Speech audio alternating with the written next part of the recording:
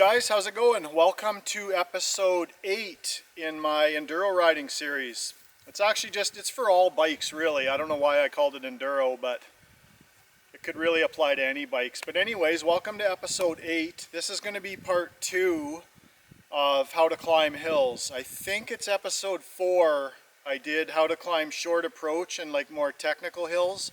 I'll throw a card to that right here and check that out after this video. But yeah, so for episode 8, I've got a really long hill picked out. Well, it's pretty long, not really long, but I'd have to say it's probably about a grade 5 hill. You know, if 10 is the most extreme and 1 is for a beginner, I'd say it's probably right in the middle, so it's not too bad. But I'd like to go over, like, you know, body position, throttle control, and, you know, just some of the things I do. Like, and again, this is how I do things. So I realize everybody has their own technique, and there's not really you know, there's nothing set in stone on how you got to do it. There's just a few simple rules or a few simple ideas that you can follow to make it easier, and how you apply them is kind of your own way. Like, I have my own way of doing things and it seems to work pretty good. So if you guys can learn from what I do, then that's awesome. So I'll run up and down it a couple times, show you guys what we're dealing with, and then I'll break it down a little bit. So yeah, let's get on it. So I got my camera rolling as well, so I'll go up and down it maybe once or twice here so that you guys can see what we're up against. It's a little dry in this particular area too, so might get a little dusty. I also want to say, you guys, like, some of these camera angles, I know they're a little wild because I do some unusual stuff on my bikes. Sometimes I'm standing, sitting, and I know that the horizon, and you know, it's weird, so I'm doing the best I can with the angle. Sometimes I sit, sometimes I stand. There's not really a happy medium, so I think I got it pretty close in this one, but we'll give it a try. So I'll just go up it here and show you guys what we're up against. Like I said, it's not too crazy.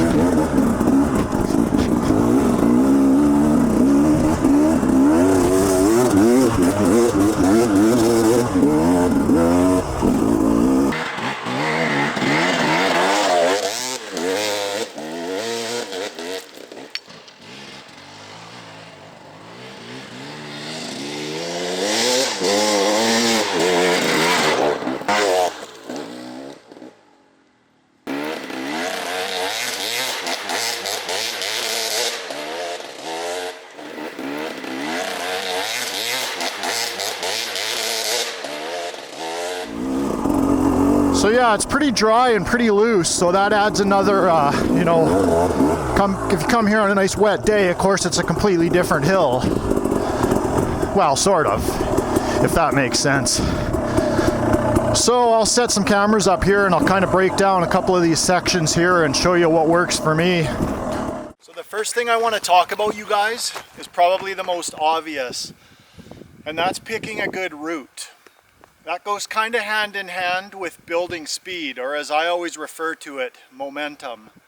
So on this particular hill, there's two kind of corners, like not really berms, but well, kind of, I guess. So for me, what I do is that's where I build my speed, because really picking your line, you don't have a lot of options. You know, there's not a lot of routes to choose on this particular hill. So I roll into these corners, or berm if you want to call it that. I roll into them and I get my speed in the corner to carry your momentum up the hill, because really that's one of the main things that's going to get you up the hill is your speed and your momentum. Traction will only take you so far. I should mention that I run the Motoz with the Tubliss, so I'm usually at a pretty low pressure, so that does help a little bit. It gives you quite a bit of traction. But on a dry day like today, it doesn't really matter. It's not a big advantage because it's pretty loose. There's not a lot for the tire to bite. But get your momentum, and if you're in a hill similar to this, or if it's even a straight approach hill, just get your momentum at the bottom. And the idea is that the speed and your momentum carry your bike and yourself up the hill. That limits the amount of power you should have to add on the hill, because if you crack the throttle, if you're losing speed on the hill and you start cracking the throttle, you're just going to spin out, and that's not going to work. Or you're going to try and dig yourself a hole and loop out, and the bike's going to go 100 feet down the hill. So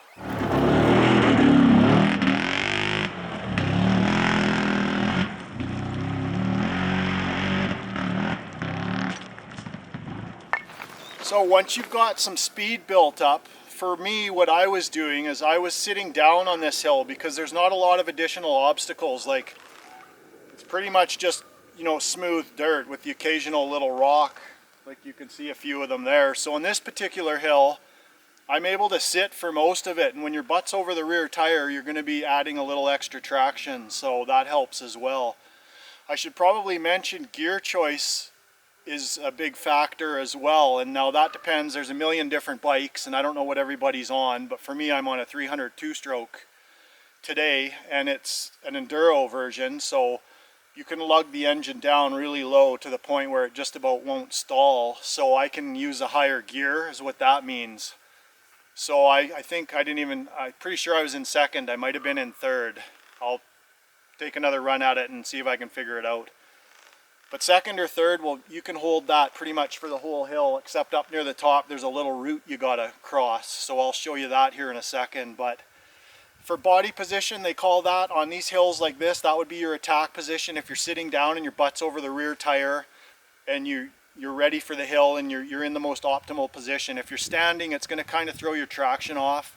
A lot of hills you have to stand because there's just too many, you know, roots and rocks and bumps, and you just get bounced all over the place if you're sitting. But a lot of the smoother ones you can sit down and you can lug the engine down and let the tire do the work. It's actually biting the ground, so at least that's how I do it.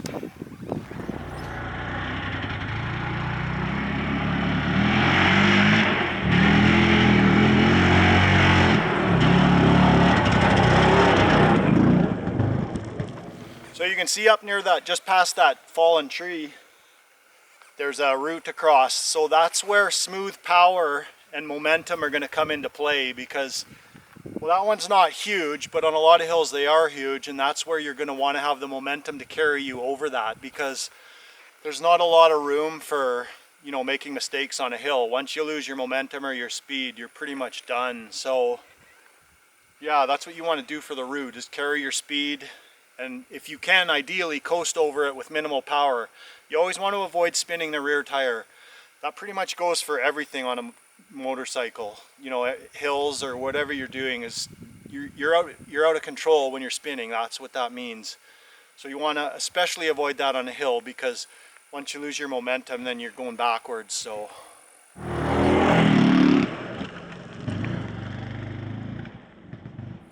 just past that route on the hill, if you've made it that far, you're doing pretty good. So that's about the point where you need to decide, I guess about 3/4 of the way up the hill, and the next thing we're going to talk about, and that's bailing out.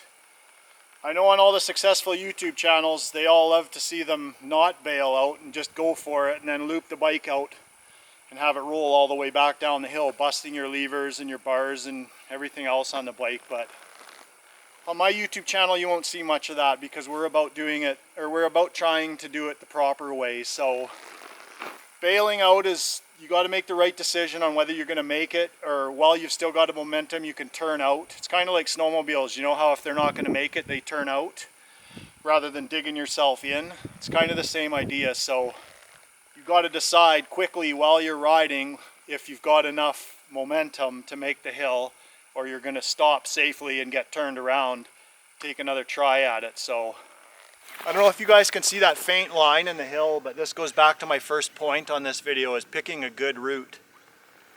I know it looks like a good route and it looks easy because it's straight, but sometimes the grass is pretty thick and green, and you clip, I just walked down there and there's actually tons of rocks that are about peg height. So going flying through there wide open is probably not a good idea.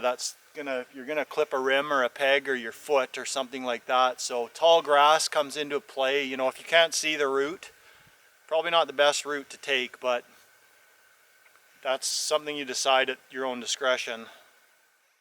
So yeah, I should add real quick, you guys, that I know I didn't cover everything there is to do with hills, because there's so many hills. Like, look at all the hills. It'd be almost impossible to cover every aspect. So that's why I'm trying to do, this is part 2, and there's a part 1 to the hill climbs, and there'll probably be a couple more parts to cover the biggest, you know, the vast majority of the hills. So don't hammer on me if I missed a few points, because it might be coming up in another video, and I'm just showing you guys how I do things. So hope I helped some of you guys. See you on the next video. So that concludes episode 8, you guys, part 2. I'll probably do a couple more parts because, as you know, there's a lot of different hills and you can't cover them all in one video, so it would make for a really long video. But yeah, check out some of my other parts. I'll put some cards up in the top corner here and you guys can check out some of my other lesson videos. I've got about 7 or 8 of them now. I think this is the 8th, so there's 7 previous to this one. And definitely drop some comments below. Let me know what you guys think about these. I'm gonna do these videos on my dual sport, you know, my smaller adventure bike, and then some of my other bikes. I got a CR500 and that. So I'll do some videos on those as well, because I'm trying to cover everything for everybody, which is not always easy to do, but I'm trying to give the broadest spectrum of videos on one YouTube channel. So trying to provide everybody with, you know, a little bit of good quality stuff. So definitely check out the description below. Check the little drop down arrow. That's got all links to my social media and my Patreon's there. That's if you guys want to chip in $1 or $2 or buy me a beer. I'll be making more videos. Definitely hit the like button and hit the subscribe button if you're not subscribed. That way you'll get a notification for future videos and that. So I appreciate you guys watching. Check out some of the other videos and I'll see you on the next video. Thanks a lot.